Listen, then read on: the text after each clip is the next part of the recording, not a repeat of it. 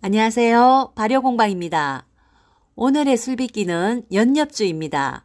연엽주를 빚는 방문은 여러 가지가 있지만 이번에는 나만의 레시피로 술을 빚어보겠습니다. 1차 밑술은 죽을 끓여서 만들었습니다.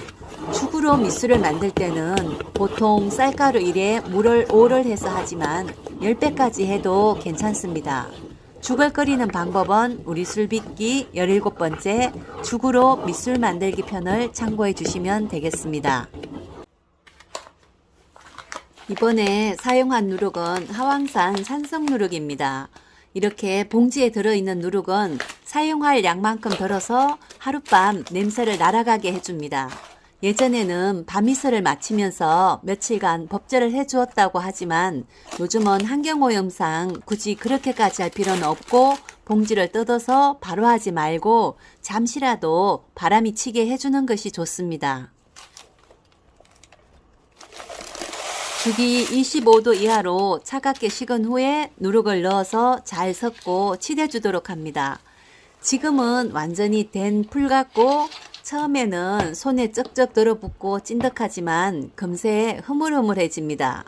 손에서 찐득한 전분기가 남아있지 않고 주르르 흘러내리면 항아리에 넣어서 발효를 해주면 됩니다.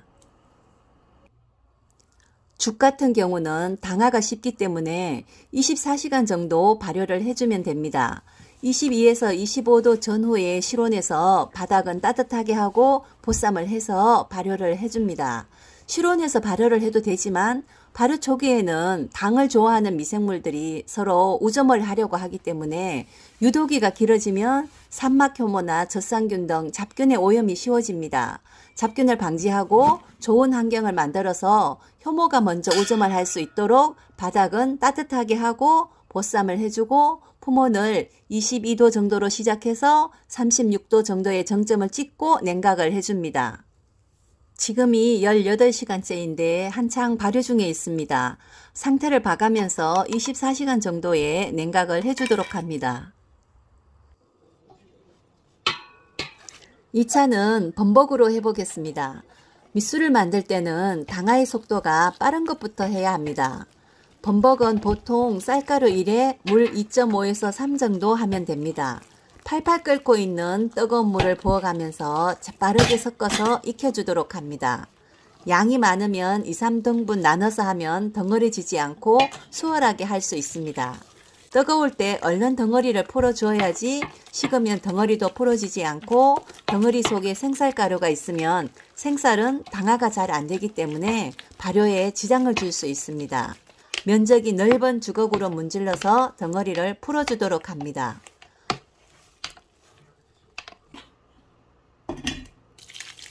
범벅이 차게 식었으면 1차 밑술을 부어서 덩어리를 풀어주도록 합니다. 2차 밑술이 범벅이기는 하지만 이미 효모수가 많아졌기 때문에 24시간 정도만 발효해 주어도 됩니다. 조금만 주물러 주어도 장거품이 올라오고 있습니다. 오염되지 않게 가장자리에 술돛은 깨끗이 닦아주도록 합니다. 그릇을 옮기려니 좀 번잡스러워서 스텐찜기 그대로 발효를 해주도록 하겠습니다. 발효통은 플라스틱이나 스텐 등 어떤 것을 사용해도 되지만 항아리보다 내 외부 온도에 영향을 많이 받기 때문에 좀 더 신경을 써서 온도 관리를 해줘야 합니다. 같은 방법으로 25도 전후의 실온에서 바닥을 따뜻하게 하고 보쌈을 해서 발효를 해줍니다. 보온을 하지 않고 하시는 분들도 있겠지만 밑술은 당화의 목적이기도 하고 효소가 활성화하기 좋게 보온을 해줍니다. 맥주에도 에일 맥주는 상면 발효, 라거 맥주는 하면 발효가 있듯이 술을 빚는 방법은 다양합니다. 상면 발효는 15에서 30도 정도로 하는데 개인적인 차이는 있지만 전통주에서 상면 발효를 하면 꽃향, 과일향이 나면서 숙취가 없기 때문에 저는 상면 발효를 선호합니다. 상태를 봐가면서 24시간 정도의 냉각을 해주도록 합니다. 술을 안 칠 때는 덧술을 할 시간을 생각을 해서 밑술을 안 치는 것이 좋습니다. 만약 시간이 여의치 않으면 밑술을 차게 보관하여 효모의 정식을 억제하였다가 5일 이내에 덧술을 해주면 되겠습니다. 이제 마지막으로 덧술을 해주도록 하겠습니다. 쌀을 씻는 방법은 항상 똑같지만 소홀히 할 수 없습니다. 맑은 물이 나올 때까지 깨끗이 씻은 후에 4시간 이상 불리고 부른 후에 쌀알이 깨지지 않게 조심해서 쌀눈이나 찌꺼기가 흘러나갈 수 있도록 다시 한번 헹궈줍니다. 쌀눈이나 쌀의 영양 성분은 술을 빚을 때는 도움이 되지 않고 이치가 생길 수 있으니 최대한 흘려보내고 1시간 정도 물기를 빼주도록 합니다.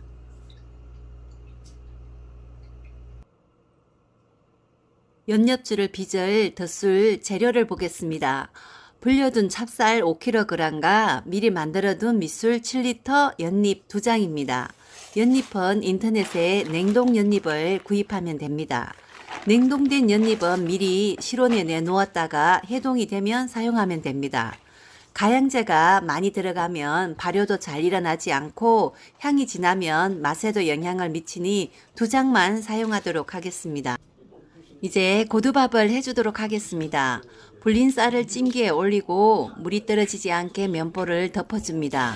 물이 끓으면 찜솥에 올리고 1시간 정도 고두밥을 찐다 생각하고 20분 정도 지나고 나서 구수한 밥 냄새가 나면 중간에 한번 뒤집어 주도록 합니다. 고두밥을 탱탱하게 찌기 위해서 덧물을 해주는 것도 좋습니다. 덧물은 재료 무게의 10분의 1 정도 뿌려주면 됩니다. 덧물을 하고 다시 한번 떠주고 뜸을 들일 쯤에 연잎을 넣고 전기로 살균을 해줍니다. 이렇게 연잎을 뜸 들일 때 넣어서 쪄주면 혹시라도 모를 부재료에 의한 오염을 방지할 수 있습니다. 뜸을 다 들이고 난 다음에는 연잎을 꺼내고 고두밥을 꺼내서 식혀주도록 합니다. 수분이 날아가서 위쪽이 마르지 않게 연잎이나 젖은 면보를 덮어서 식히면 고두밥이 마르지 않게 식힐 수 있습니다.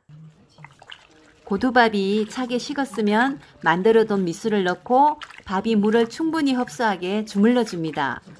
이번 연잎주는 모래의 양을 많이 했기 때문에 밥이 찐득하게 치대지지는 않습니다. 밥이 물을 충분히 흡수할 수 있게만 해주면 됩니다. 부재료가 들어가면 발효력이 떨어지기 때문에 발효력을 좋게 하려고 효모를 배양해서 삼양주로 빚었고 쌀과 물의 양은 밑술의 쌀량을 포함해서 1:1로 해주었습니다. 이제 소독한 항아리에 연잎 1장을 깔고 술덫을 넣어줍니다. 부재료를 많이 넣으면 발효에 지장을 주기도 하고 향이 진하면 술맛에도 영향을 주니 부재료는 1~2% 정도로 적게 넣는 것이 좋습니다.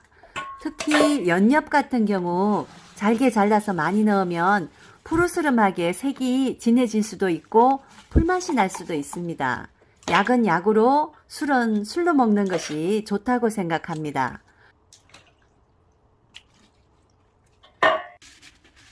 항아리 가장자리에 붙어있는 술덫으로 인해 오염이 되지 않도록 가장자리는 깨끗이 닫고 술이 끓고 탄산이 발생하면서 물이 떨어지지 않도록 면보를 씌우고 항상 같은 방법으로 풍온 22도에서 발효를 시작해서 36도의 정점을 찍고 상태를 봐가면서 48시간 전후에 냉각을 해줍니다.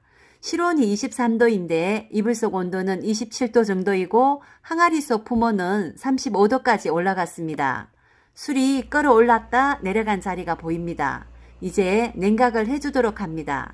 달큰하고 향기로운 술향이 올라옵니다.